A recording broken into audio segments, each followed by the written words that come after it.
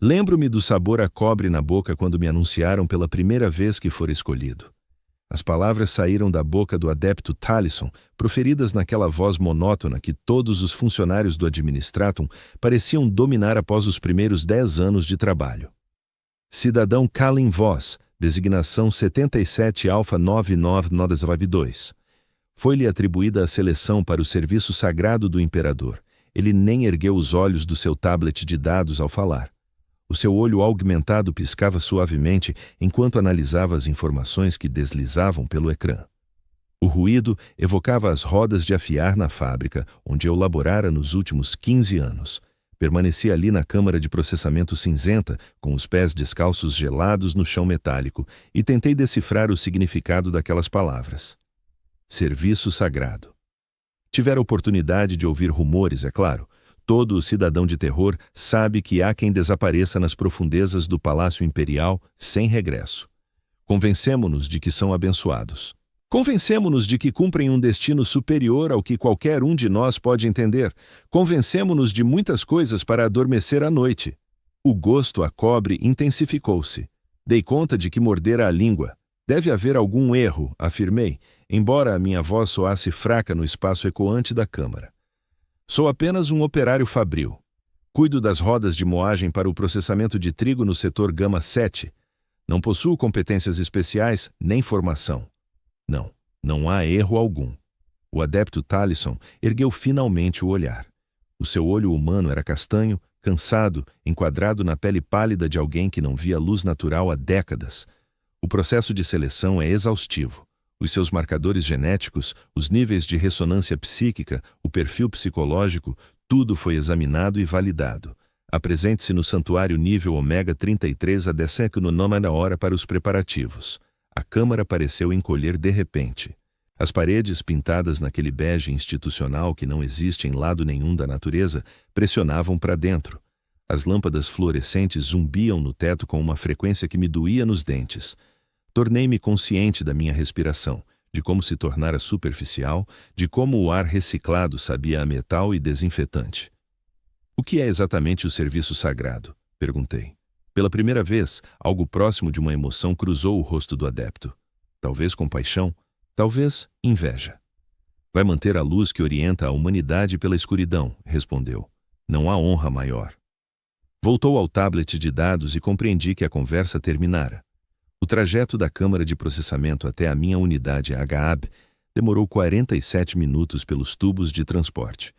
47 minutos em que contemplei o meu reflexo nos vidros de plástico riscados e tentei harmonizar o rosto que me devolvia o olhar com as palavras que acabara de ouvir. Escolhido, selecionado, serviço sagrado. Os termos soavam estranhos, como uma língua que outrora conhecera, mas esquecera. O meu reflexo era banal. 34 anos de idade, cabelo castanho que começava a rarear no topo, olhos cinzentos sem sabedoria ou força notáveis. Uma cicatriz fina na bochecha esquerda, resultado de um acidente com uma roda de moagem há 3 anos. Mãos calejadas por décadas de trabalho manual. Unhas permanentemente manchadas com óleo de máquina, apesar dos meus esforços para as limpar. Um homem comum a viver uma existência rotineira ao serviço do Império. Assim pensava eu. A unidade Gaab estava tal como a deixara nessa manhã, um espaço único de 8 metros por 6, com uma cama, uma secretária pequena, uma unidade de preparação de alimentos e um cubículo de lavatório. As paredes exibiam o mesmo bege institucional da câmara de processamento. Na secretária repousava um único quadro com uma foto dos meus pais, ambos há muito falecidos, captada no dia do seu casamento há 47 anos. Sorriam para a câmara com a alegria sincera de quem acreditava que o futuro reservava promessas. Sentei-me na borda da cama e fixei os seus rostos. O que pensariam do serviço sagrado do filho? Orgulhosos? Aterrorizados? Percebi que nem eu sabia o que sentir. As horas que restavam decorreram de forma peculiar. Tentei comer, mas sem apetite. A ração de fécula de cadáver, temperada para imitar alguma carne extinta há séculos, transformou-se em cinza na boca. Tentei ler da pequena coleção de textos aprovados que guardava na gaveta da secretária, mas as palavras dançavam diante dos olhos sem sentido. O Primer Imperialis, que lera centenas de vezes, poderia ter sido redigido numa língua alienígena. Tentei dormir, mas acabei a fitar os painéis do teto, contando as pequenas imperfeições do metal. 63 amolgadelas, 12 manchas de ferrugem, um painel ligeiramente desalinhado com os vizinhos. Quando tal o sinal soou para Adenor na hora, estava preparado. O sistema de transporte que me levou ao santuário nível Ômega 33 era diferente de tudo o que experimentara nos meus anos em terror. A maior parte dos tubos de transporte para cidadãos eram estruturas utilitárias, planeadas para deslocar multidões de forma eficiente pelos corredores infindáveis da cidade colmeia. Este era distinto. A cápsula era mais pequena, forrada com o que parecia madeira verdadeira, em vez dos materiais sintéticos a que estava habituado. Os acessórios de latão reluziam sob a luz amarela suave, e o ar cheirava a incenso em vez de atmosfera reciclada. Havia mais 7 passageiros na cápsula comigo, todos nós escolhidos para o serviço sagrado, todos nós a tentar assimilar o que isso implicava. Permanecemos em silêncio, cada um mergulhado nos nossos próprios pensamentos, medos e esforços para compreender a imensidão do que nos estava a acontecer. A mulher sentada à minha frente era jovem, talvez com 25 anos, com a tez pálida e a postura ligeiramente curvada de quem passava os dias inclinada sobre placas de dados nos arquivos intermináveis da administração. As mãos dela tremiam enquanto agarrava um pequeno pingente em forma da águia imperial. Ao reparar que eu a observava, esboçou um sorriso fraco que não lhe iluminou os olhos. "Espelho cá", disse ela em voz baixa. "Analista de dados, terceira classe, setor Beta 9, Colin Voss", respondi eu. "Técnico de manutenção, Gama 7. O homem idoso ao lado dela ergueu o olhar da sua meditação. As mãos dele exibiam as cicatrizes de queimaduras típicas de quem lidara com prométio durante décadas. Marcus Thorne apresentou-se com uma voz rouca, envelhecida por anos a inalar fumos industriais. Processador de combustível nos trabalhos profundos há 38 anos. Julguei que morreria lá embaixo, entre tubagens e fornalhas. Jamais imaginei isto. Um a um, os restantes apresentaram-se. Helena Vex, uma rapariga de pouco mais de 18 anos, que trabalhava na fábrica de têxteis desde criança. Dimitri Vasquez, um homem de meia idade cujo braço aumentado o identificava como antigo operador de Servotec. Jiren Cole, um adolescente cuja energia nervosa indicava que fora arrancado de uma das brigadas juvenis dos níveis inferiores da colmeia. Senna Talley, uma senhora mais velha cujo rosto enrugado contava anos passados nos agradomas a extrair vida do solo envenenado pelo terror. Gente comum, operários, a espinha dorsal da imensa máquina industrial do Império. Nenhum de nós heróis, nenhum particularmente notável, apenas cidadãos que por algum motivo chamaram a atenção dos algoritmos de seleção que regem tais assuntos. "Alguém sabe ao certo no que consiste o serviço sagrado?" perguntou Dimitri, os dedos aumentados a tamborilar ansiosamente na coxa. Ninguém respondeu de imediato. Por fim, Marcos interveio. "O meu avô contava histórias. Dizia que, na sua juventude, antes das purgas de Gehenna, conhecera alguém que conhecia alguém que trabalhara nos níveis profundos do palácio. Afirmava que havia locais lá embaixo onde alimentavam almas a máquinas, onde transformavam pessoas em baterias para entidades demasiado horrendas para nomear." "Isso são só superstições", contrapôs Mira, embora a sua voz soasse pouco convicta. "O imperador protege. Seja o que for que nos chamem a fazer, tem um propósito." "Todo o serviço tem um propósito", murmurou Helena em voz baixa. "Isso não quer dizer que sobrevivamos." A cápsula de transporte acelerou a descida. Pelas janelas estreitas, via a arquitetura a alterar-se à medida que mergulhávamos mais fundo. Os corredores utilitários da colmeia superior davam lugar a construções mais elaboradas. A pedra substituía o metal. Arcos góticos erguiam-se sobre nós, esculpidos com símbolos que pareciam contorcer-se quando olhados diretamente. O ar tornava-se mais denso, carregado de incenso e do cheiro a ozono de maquinaria de alta energia. Estávamos a penetrar o verdadeiro coração do Palácio Imperial, agora domínio do Adeptus Mechanicus, onde a tecnologia e a fé se fundiam num algo que transcendia ambas.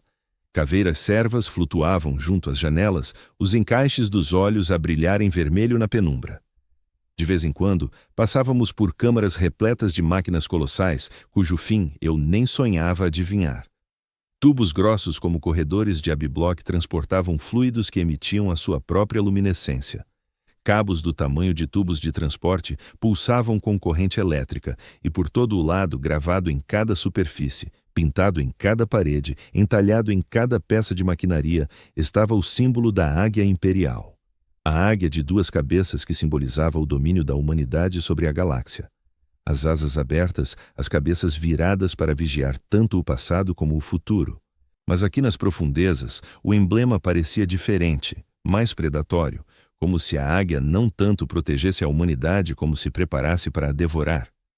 A descida prosseguiu durante o que me pareceu horas. Passamos por fundições que resplandeciam com o calor de sóis artificiais, por bibliotecas onde escribas servos registavam informação em pergaminhos de pele humana, por salas cheias de criaturas cultivadas em cubas, que eu me esforçava por não fitar de perto. Quanto mais descíamos, mais sufocante se tornava o ambiente. O peso de 10 milênios de fé e tecnologia acumulados pesava sobre nós como uma presença tangível. Finalmente o transporte parou com um silvo pneumático suave. Para além das portas, estendia-se um corredor que se perdia nas sombras, ladeado por estátuas de santos que eu não reconhecia. Os rostos deles contorciam-se em expressões de êxtase e agonia. As mãos estendidas para algo invisível. Luminárias tremeluziam em nichos, projetando sombras dançantes que faziam as estátuas parecerem mexer-se. Cidadãos, ecoou uma voz de fora. Ao lado do transporte, irás desembarcar, irás seguir, não falarás a menos que te falem. A voz pertencia a uma figura envolta em robes vermelhos, um adepto técnico do mecânicos, cujo rosto se ocultava por trás de uma máscara de latão moldada como um crânio humano. Os seus movimentos eram exatos, mecânicos, enquanto gesticulava para que saíssemos do veículo. Outras figuras encapuzadas aguardavam atrás dele, mudas e imóveis como as estátuas que ladeavam o corredor. Seguíamo-los por passagens que pareciam estender-se indefinidamente. O ar tornava-se mais denso a cada passo, carregado com um odor de santidade e eletricidade. Os ruídos do palácio envolviam-nos por todos os lados, o zumbido remoto de geradores imensos, o canto dos sacerdotes técnicos a realizar os seus rituais, o sussurro de crânio servo a passar acima de nós.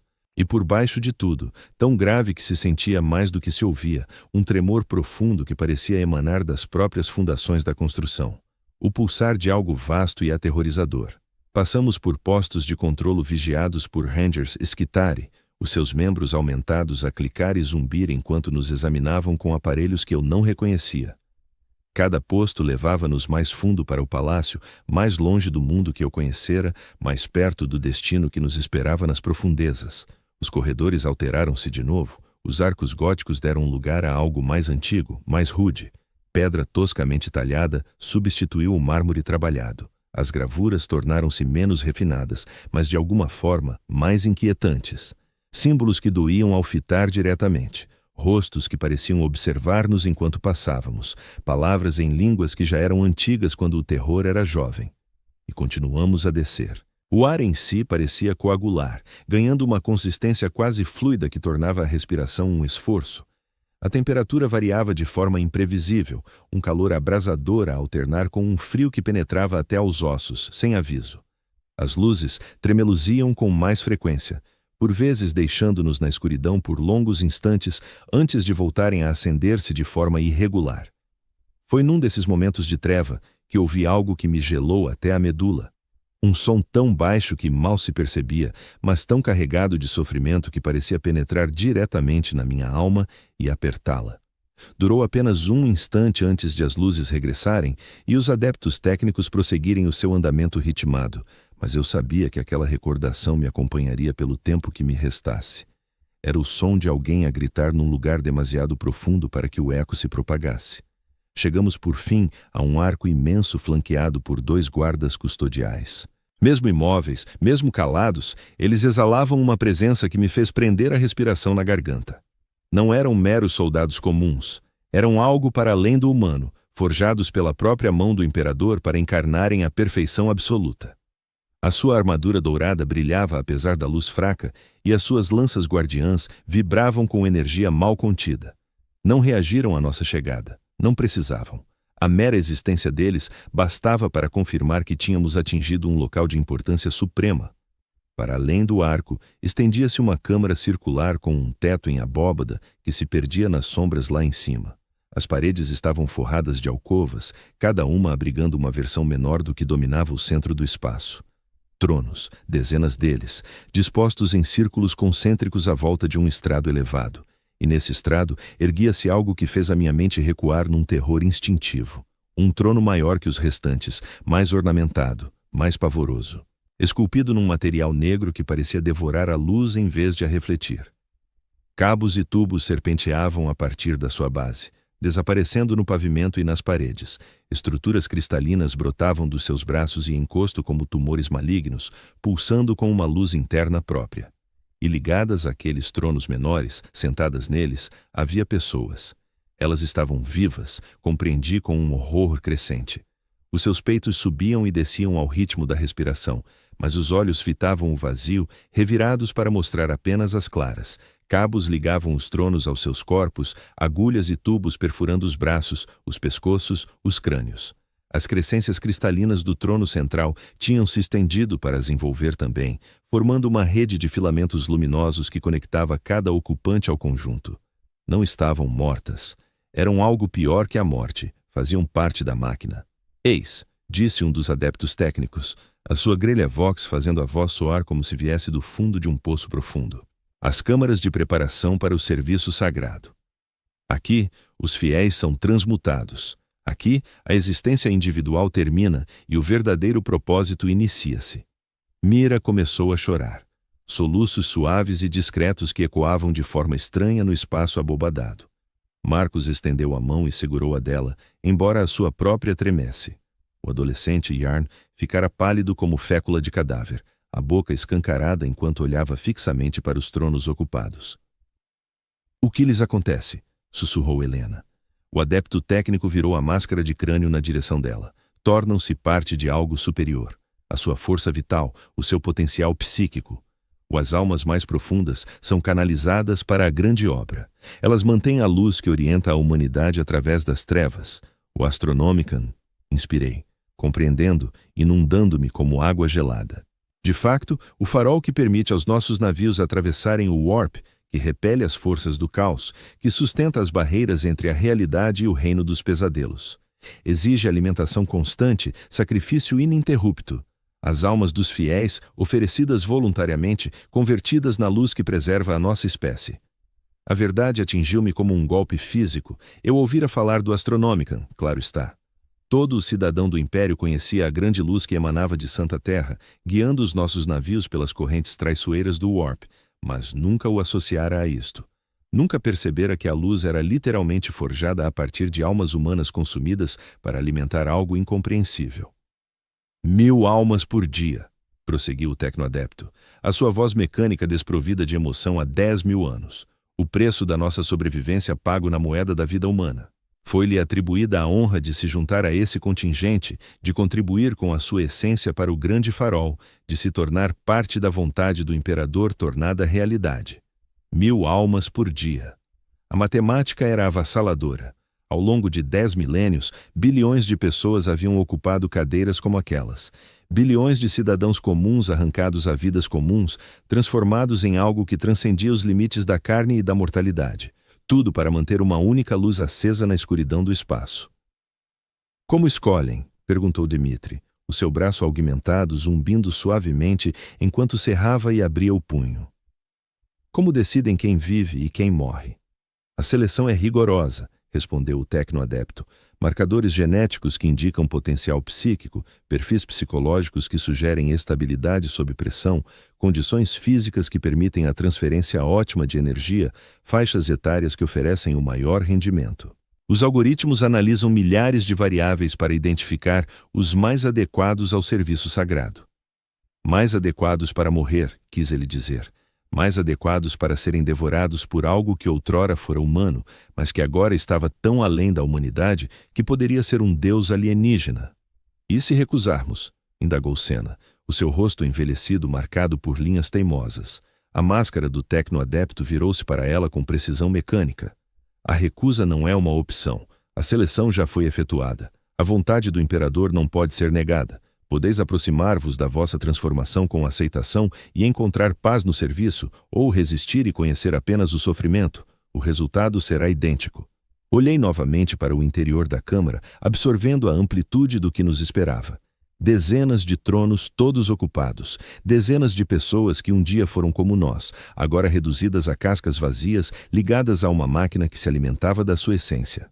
E no centro, aquele trono negro terrível que pulsava com a sua própria vida maligna. O trono central é distinto, observei.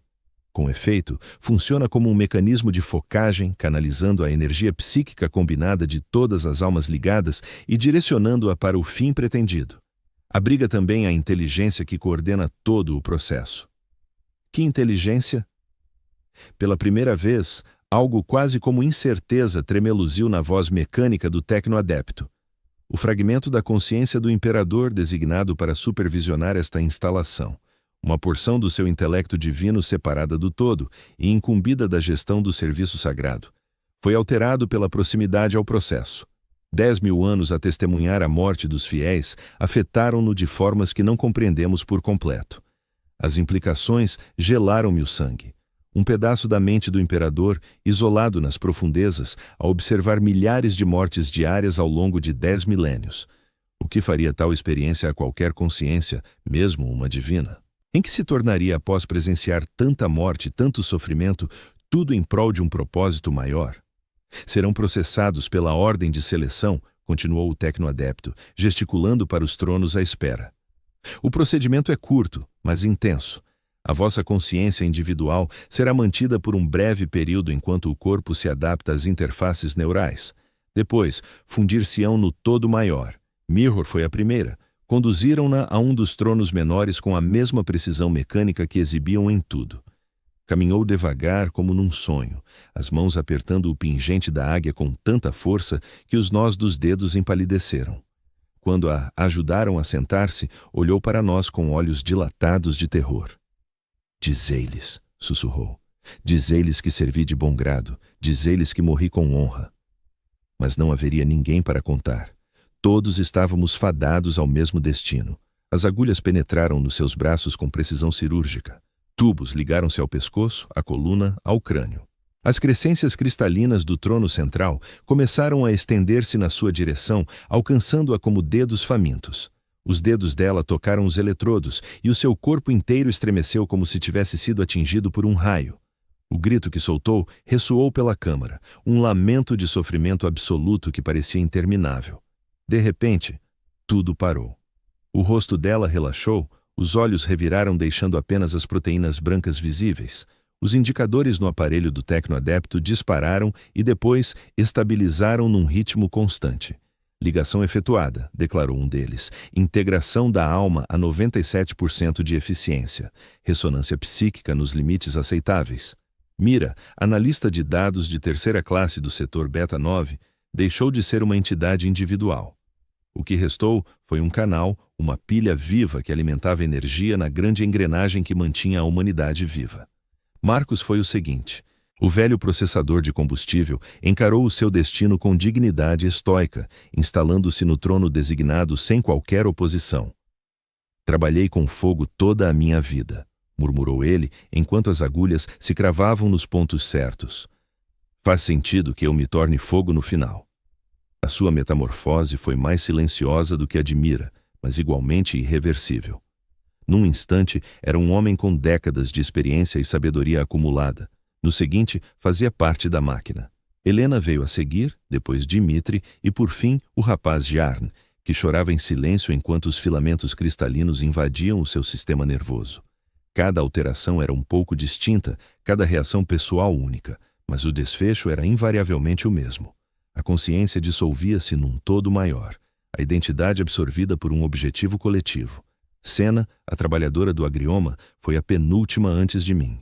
Ela fitou o trono com ódio puro. As suas mãos calejadas cerraram-se em punhos.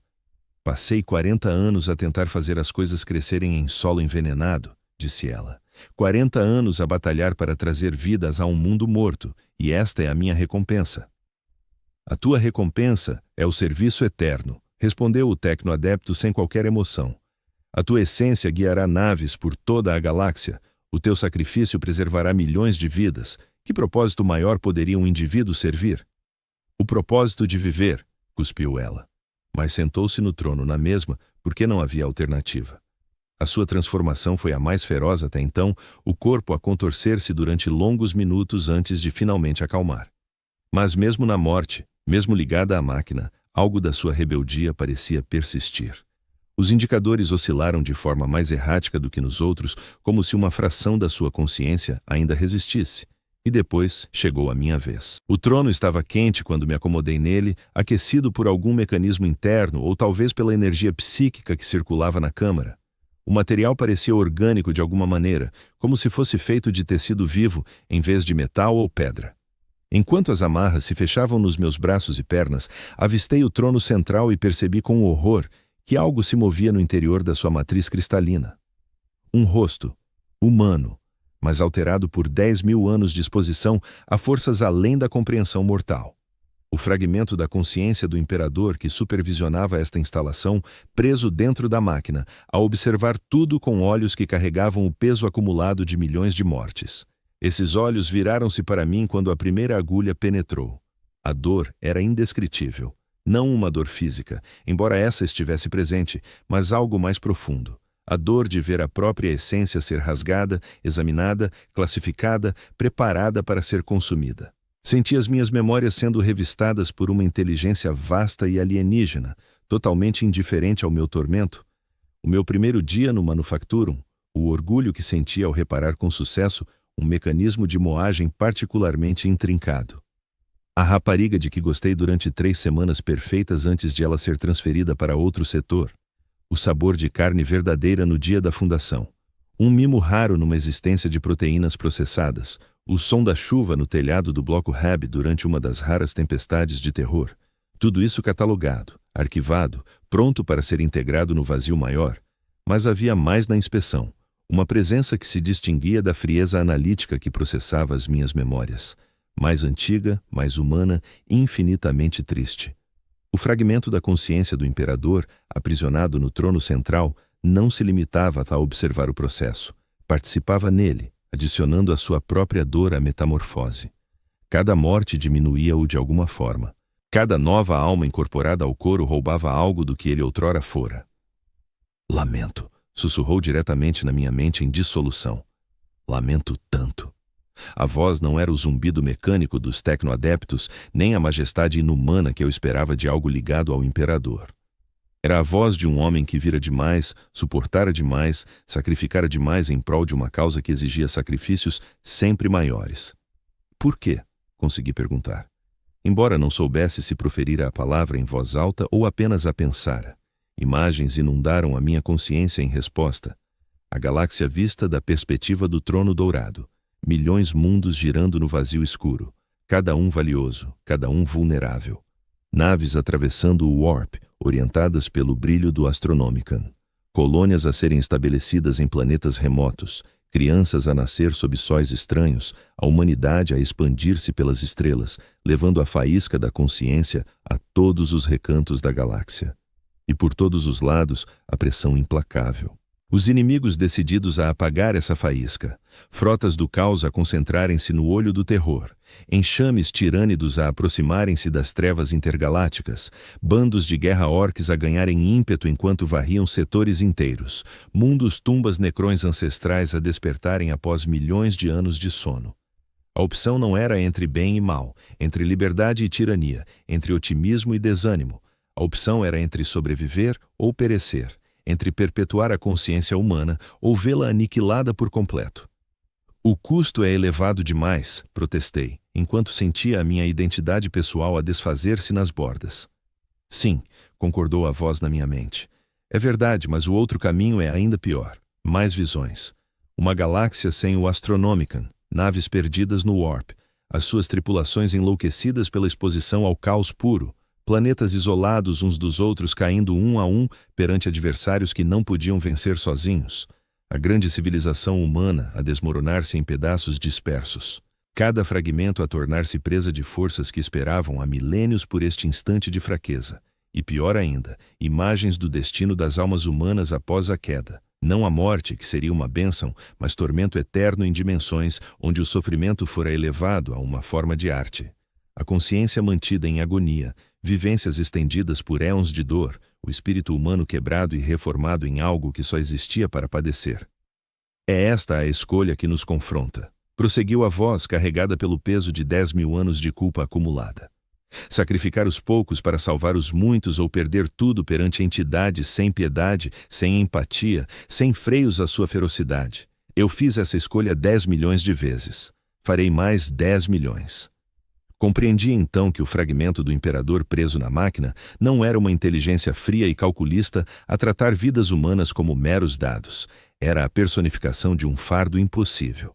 A consciência que decidia, dia após dia, quem vivia e quem morria. Sentia cada morte, conhecia cada nome, recordava cada rosto e persistia porque alguém tinha de tomar essas decisões e ninguém mais suportava tal carga. Isto algum dia acabará? Perguntei, enquanto o meu sentido de eu se dissolvia por completo. A hesitação antes da resposta revelou-me tudo o que precisava de saber. Não sei, admitiu. Espero que sim. Rezo por isso a cada instante de cada dia. Mas a esperança não basta, a oração não basta, só o sacrifício basta. A minha consciência individual estava quase extinta agora, integrada no coro maior de almas que alimentava o Astronomican. Mas nos derradeiros instantes senti algo imprevisto. Não o vazio gélido que temera, mas calor, ligação, significado. Tornava-me parte de algo maior do que eu próprio, algo que importava de formas que nunca imaginara. O medo dissipou-se, a dor dissipou-se. O que perdurava era um sentimento de pertença que nunca experimentara em vida. Podia sentir as outras almas no coro, todos nós unidos por fios de energia psíquica que pulsavam com a nossa vontade coletiva. Mira estava lá, a sua mente analítica a ajudar na coordenação do fluxo de dados. Marcos, com a sua presença firme a dar estabilidade à rede inteira. Elina, Dimitri, Jarn, Senna, todos eles a oferecerem a sua essência singular ao todo maior. E havia outros, milhares de outros, milhões de outros, todos nós a arderem em conjunto, numa sinfonia de sacrifício que remontava a 10.000 anos, ao nascimento do Império. Lavradores e combatentes, eruditos e operários, crianças e anciãos, todos unidos no serviço a algo superior a qualquer existência solitária. Éramos o Astronomican. Da nossa nova visão, via a galáxia estendida como um vasto mapa tridimensional. Cada mundo sob a bandeira imperial brilhava com a sua própria luz, ligado a todos os outros pela rede de rotas Warp, que tornavam as viagens viáveis. Naves deslizavam por essas rotas como glóbulos sanguíneos nas artérias, transportando mercadorias e viajantes, mensagens e otimismo de um sistema estelar ao seguinte. E a guiá-las a todas estava a nossa luz. O farol em que nos transformáramos a irradiar do olho do terror com uma intensidade perceptível em toda a galáxia. Sem nós, essas naves perdiam-se no Warp, os seus navegadores cegos para as correntes e tempestades que os podiam destruir num piscar de olhos. Cada chegada segura era uma vitória paga com as nossas almas. Cada viagem bem-sucedida era comprada com as nossas mortes. Cada mundo que mantinha a ligação ao Império Maior era sustentado pelo nosso sacrifício. Mas éramos mais do que um mero auxiliares de navegação. Nós éramos a encarnação da vontade do Imperador. Uma projeção da sua mente que se estendia por todos os recantos do espaço humano. Por nosso intermédio, ele detetava perigos que escapariam ao seu olhar desde o terror. Através de nós, ele atuava em emergências que, de outra forma, arrasariam mundos inteiros. Sentia sua presença roçar a nossa consciência coletiva, imensa e aterradora, completamente estranha. 10.000 anos de vida para lá dos limites da mortalidade haviam-no transformado em algo que mal se poderia denominar humano. Os seus pensamentos fluíam em escalas de tempo e espaço incompreensíveis para mentes mortais. As suas preocupações abarcavam não só a humanidade, mas a própria estrutura fundamental da realidade. No entanto, no seu núcleo, persistia algo inequivocamente humano, um resquício do homem que outrora fora, conservado como um inseto em âmbar no interior da consciência divina. Esse resquício lamentava cada alma que alimentava o Astronomicão. Ele recordava como era ser mortal, nutrir esperanças e sonhos e temores que contavam a um nível pessoal. E sentia gratidão. Não a frieza de um soberano a reconhecer um serviço útil, mas o calor pessoal de alguém que compreendia a imensidão do sacrifício em curso. Ele conhecia os nossos nomes, as nossas histórias, as nossas modestas aspirações e sonhos simples. Lembrava-se da rapariga que eu amara, do sabor da carne verdadeira e do som da chuva no plastile. Transportava tudo isso na sua vasta consciência, uma biblioteca de experiências humanas que se ampliava com cada alma integrada no coro. Não éramos meramente combustível para a sua obra grandiosa, éramos lembretes do que ele lutava por salvaguardar. Cada memória que trazíamos conosco era mais um motivo para prosseguir a batalha, mais um fragmento da experiência humana que merecia ser protegido. Os dias e semanas que se seguiram, se tais noções ainda faziam sentido na nossa nova existência, trouxeram uma revelação. Aprendi a vislumbrar a galáxia através do filtro do astronomicão, a captar o pulsar da civilização humana em milhões de mundos. Naves pediam orientação e nós fornecê-la-íamos. A nossa luz fatiava as trevas do Warp como uma lâmina pela seda. Colônias solicitavam auxílio e a atenção do imperador fluía por nós para avaliar as suas carências, por vezes enviando reforços através de milhares de anos-luz com um mero pensamento. Mas eu via também as sombras que se insinuavam de todos os lados. Frotas do caos a congregarem-se no olho do terror, os seus cascos contorcidos em formas que doíam contemplar diretamente. Príncipes demônios a mobilizarem as suas legiões para mais um ataque ao universo material. Cultos hereges a disseminar o seu veneno por mundos imperiais leais, pavimentando o caminho para invasões internas. O grande devorador aproximando-se da orla galáctica. As suas frotas de reconhecimento a sondarem os sistemas exteriores, enquanto as colmeias principais digeriam aglomerados estelares inteiros no seu rasto. Frotas fragmentadas que se haviam desprendido dos enxames principais, cada uma capaz de devorar setores inteiros antes de ser contida.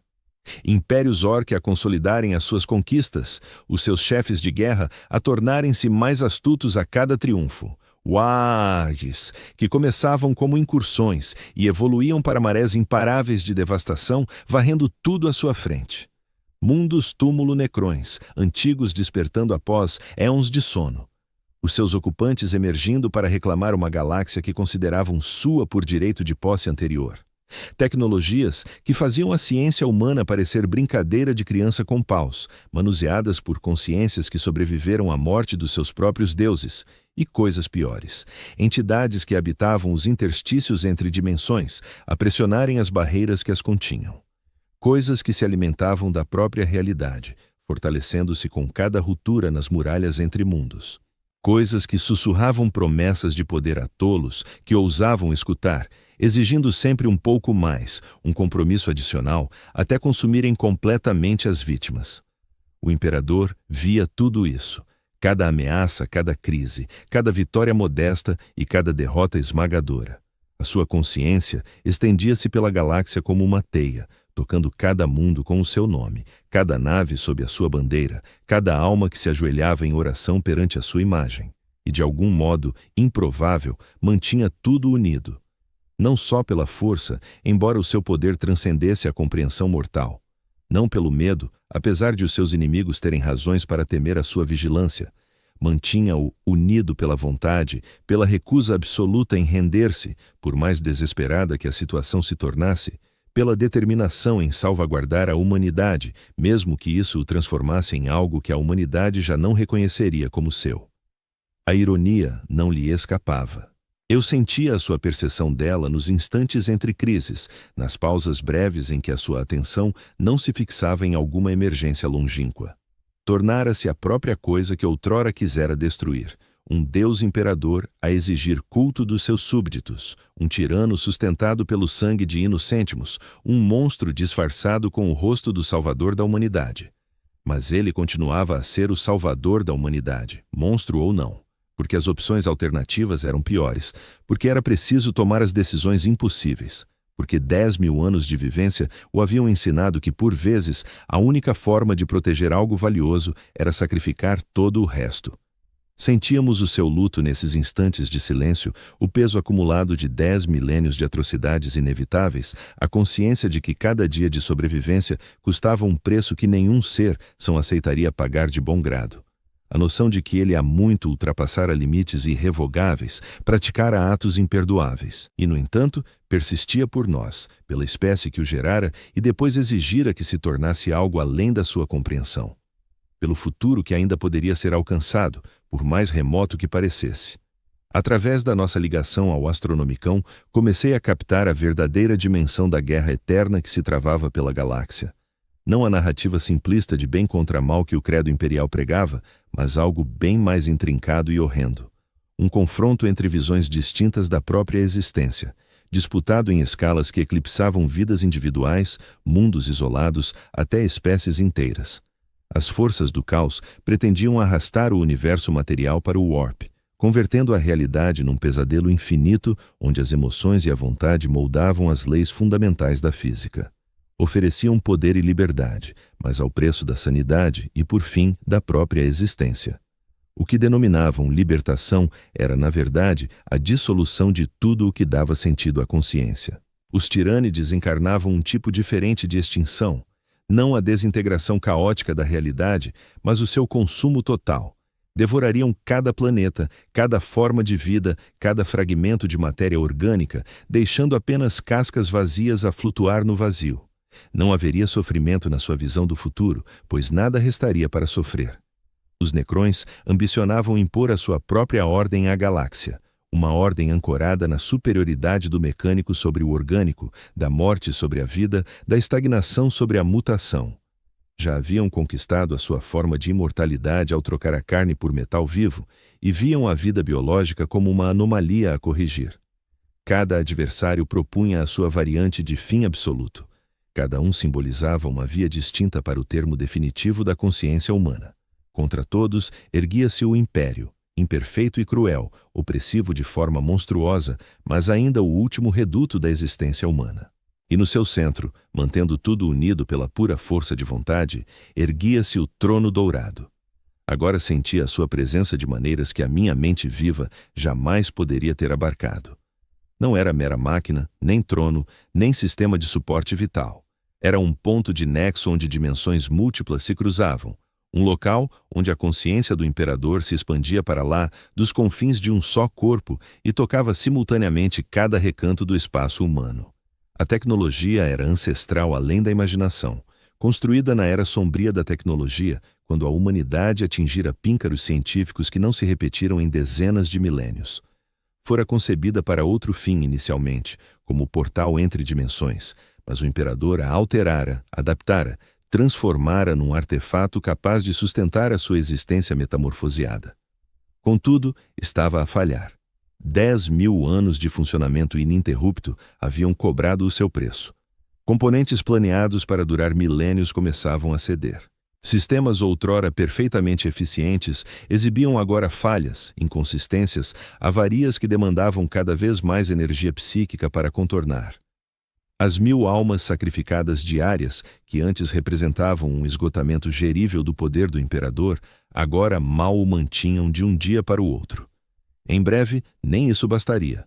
Pelo coletivo da consciência do Astronomicão, percebia os cálculos incessantes nas profundezas da sua inteligência divina. Modelos estatísticos a prever a taxa de degradação, matrizes de probabilidade a sondar soluções viáveis, planos de contingência para cenários demasiado funestos para imaginar. A conclusão era invariavelmente idêntica. O trono dourado ruiria nos próximos séculos. Quando isso sucedesse, o imperador pereceria. O Astronomicão escureceria e a humanidade ficaria isolada numa galáxia repleta de inimigos que esperavam há 10.000 anos precisamente por esse instante. A menos que algo alterasse o curso, sentia a sua atenção virar-se para uma região específica do espaço, distante do terror, onde algo sem precedentes ocorria. Um mundo humano onde o impensável se verificara, onde alguém descobrira uma maneira de gerar tecnologia nova que funcionava de facto, que ampliava as capacidades humanas em vez de meramente preservar o que já existia. Pela primeira vez em 10 milênios, a humanidade voltava a inovar. As consequências dessa descoberta ecoaram como ondas de tremor no coro de almas que formavam o Astronomicon. Se essa evolução pudesse ser salvaguardada, cultivada e permitida que se propagasse, talvez significasse uma luz de esperança para o porvir, Um caminho adiante que não se baseasse na lenta degradação de mecanismos ancestrais ou no sacrifício diário de purezas inocentes. Contudo, seria essencial resguardá-la. As legiões do caos também haviam detectado a novidade e agora avançavam para a corromper, para converter a fresca esperança da humanidade em mais uma arma no seu vasto arsenal. Frota de orcs rumavam para o setor, atraídas pelo cheiro de tecnologia inédita para pilhar e devastar. Naves de reconhecimento dos tirânidos sondavam os sistemas periféricos, provando a variedade genética que as novas colônias humanas ofereciam. A vontade do imperador concentrava-se como um raio de laser naquela remota zona do vazio estelar. Energia circulava por nós, pelo Astronomican, atravessando milhares de anos-luz para se materializar em prodígios e ações divinas. Capítulos de marines espaciais captavam visões que os guiavam aos mundos ameaçados. Regimentos da Guarda Imperial viam-se reforçados por forças que deviam estar noutros teatros de guerra. Sacerdotes do Mechanicum desenterravam fragmentos de STC há milênios perdidos, fornecendo-lhes as chaves para decifrar e defender as inovações recentes. O empreendimento era colossal. Sentia a tensão reverberar em cada alma do coro, enquanto o imperador extraía da nossa essência o combustível para sua interferência. Algumas de nós extinguiram-se por completo. A nossa consciência dissipou-se inteiramente ao ser o nosso vigor psíquico devorado. Outras resistiram, mas enfraqueceram, reduzidas a ecos pálidos do que outrora fôramos, e ainda assim não bastava. As inovações expandiam-se, mas a passo lento. As defesas aguentavam, mas por um fio. As hostes inimigas eram demasiado vastas, demasiado resolutas, demasiado bem orquestradas para serem detidas por táticas habituais. Faltava algo mais, algo inaudito nos 10.000 anos de conflito eterno. Sentia a mente do imperador virar-se para dentro, concentrando-se nos estratos mais profundos do trono dourado em engrenagens inativas desde a heresia de Horus.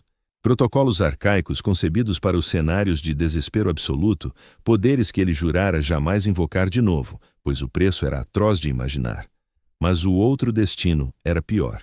A metamorfose iniciou-se devagar, de forma tão tênue que a princípio julguei ser mera oscilação no fluxo psíquico do trono. Porém, aos poucos, dei-me conta de uma alteração radical. As fronteiras entre dimensões tornavam-se mais fluidas. A separação entre o universo material e o Warp começava a esbater-se. Não a dissolução caótica que as forças do caos ansiavam impor, mas algo regulado, orientado, intencional.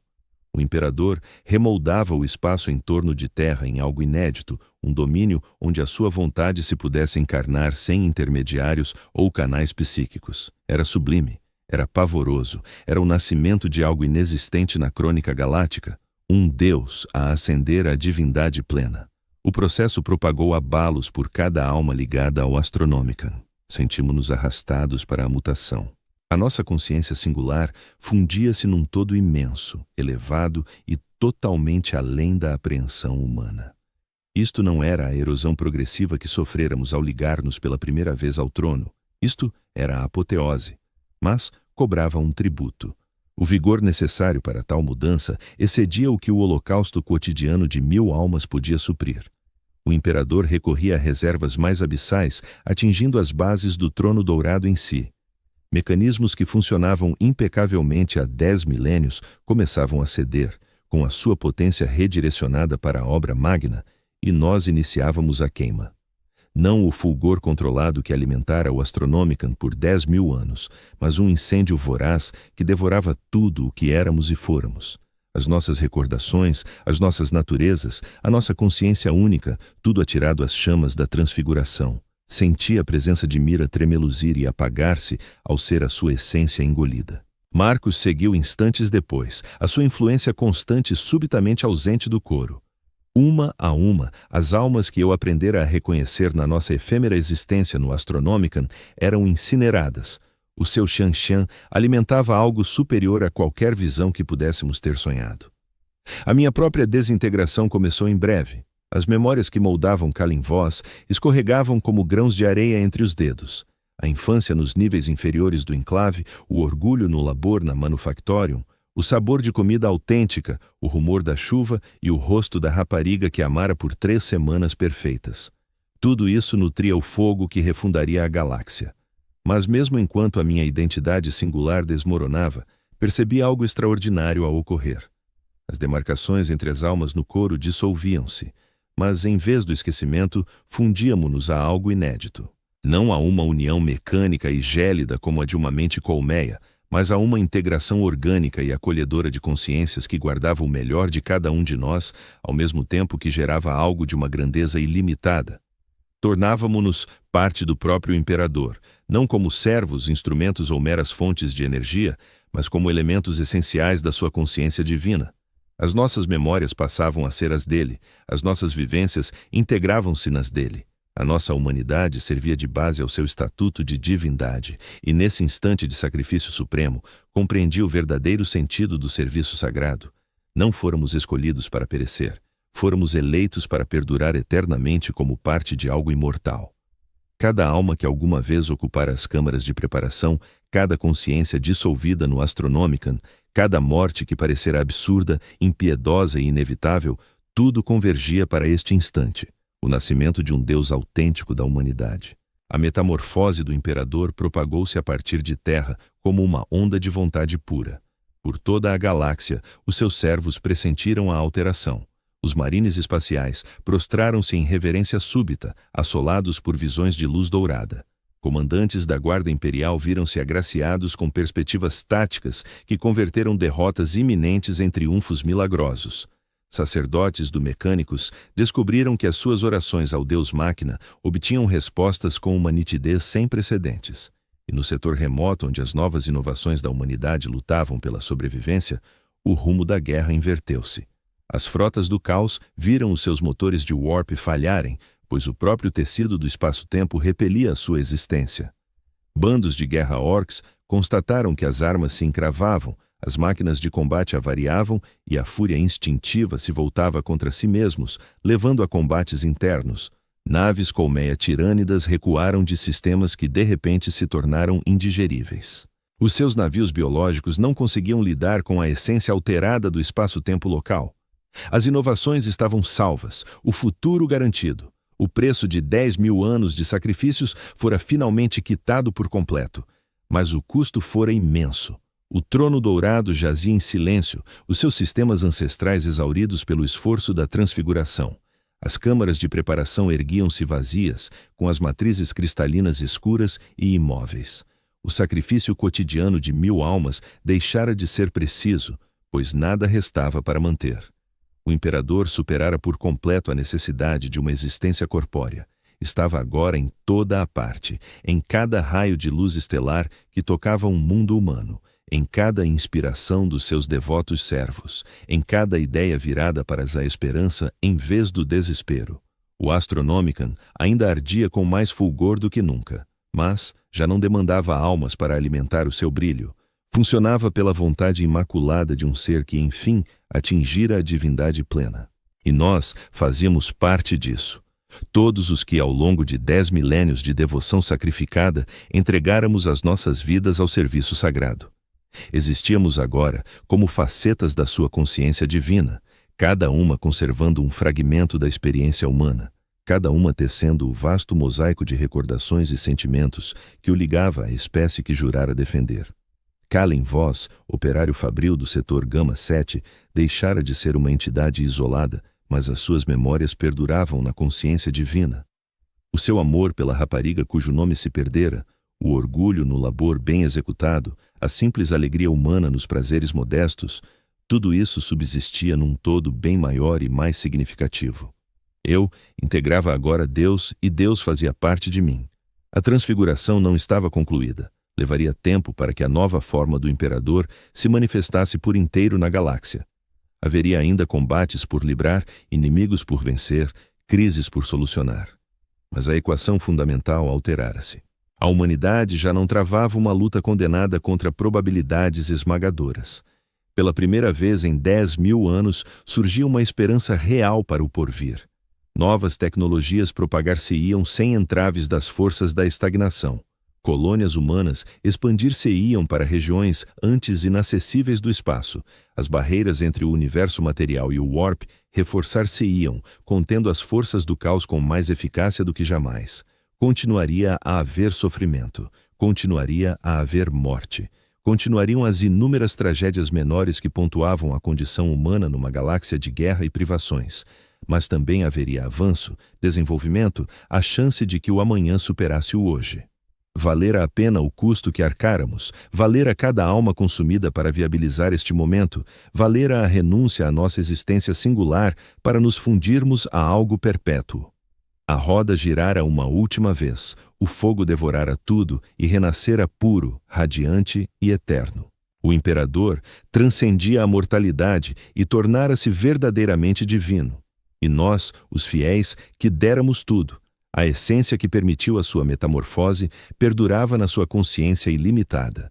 O nosso sacrifício ergueu-se como o alicerce de uma era renovada para a humanidade. A melodia prosseguiu, mas deixara de ser um lamento fúnebre, transformara-se noutra coisa por completo. Um hino de triunfo, uma exaltação da entrega redimida, uma garantia de que a luz que conduzira a humanidade pelas horas mais sombrias jamais se apagaria de novo. Nas profundezas do espaço, as naves alcançavam os seus rumos com uma facilidade inédita. Em mundos remotos, os pioneiros erguiam o olhar para céus estranhos e contemplavam o astronomicano a arder com vigor revigorado. Nos corações dos devotos, as preces recebiam respostas com uma nitidez não sentida desde que o imperador pisara entre os mortais. A noite prolongada chegava ao fim. O amanhecer despontava enfim. E na luz dourada de uma era renascida, as almas dos imolados entoavam o seu canto perene de devoção e salvação. As suas vozes singulares diluíam-se no coro maior, mas a sua substância mantinha-se eterna na mente da divindade que ajudaram a forjar. O serviço sagrado cumpria o seu destino, o custo fora suportado, o porvir estava garantido, e nessa certeza, nessa aspiração, nessa visão de dias melhores por vir, cada óbito encontrava justificação, cada oferenda via-se absolvida, cada instante de tormento convertia-se em algo sublime, profundo e imperecível. O imperador resguarda. E nós, os seus leais vassalos, nos tornáramos o meio dessa salvaguarda por toda a eternidade, sem cessar.